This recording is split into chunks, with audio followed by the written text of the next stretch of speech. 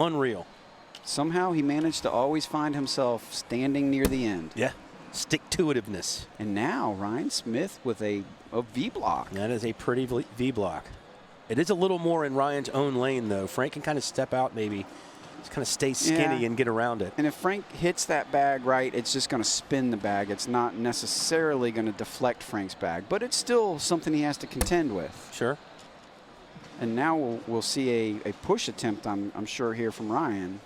We're not to the airmail challenge yet? I don't think so. I mean, that is a legitimate option, but I believe we're going to see a push attempt here, yeah.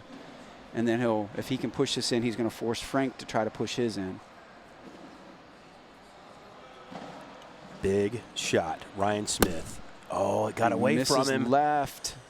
And now the advantage clearly shifts to Frank. It went from a 50-50 board to a board clearly tilted in Frank's favor. Unbelievable.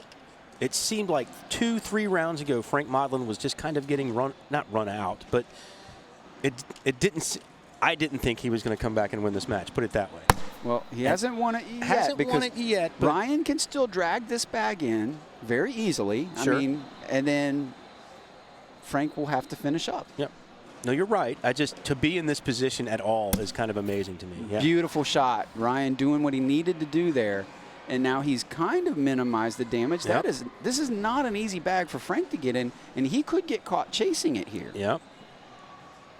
I believe he's going to try a He's going to go take a look at it. So let me ask you a question.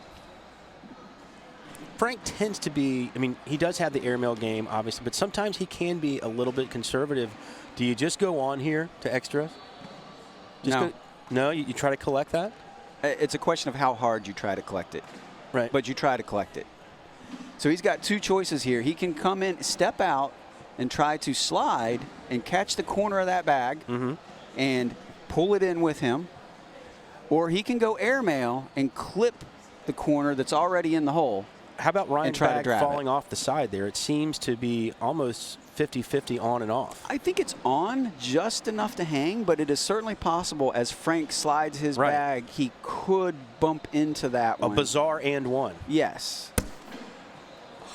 Oh, and what did I say? He could get caught up trying to chase it. And now Ryan has the potential game-winning bag in his hand. Are you kidding me, Mike Morton? What a game of ups and downs. Absolutely. Insane.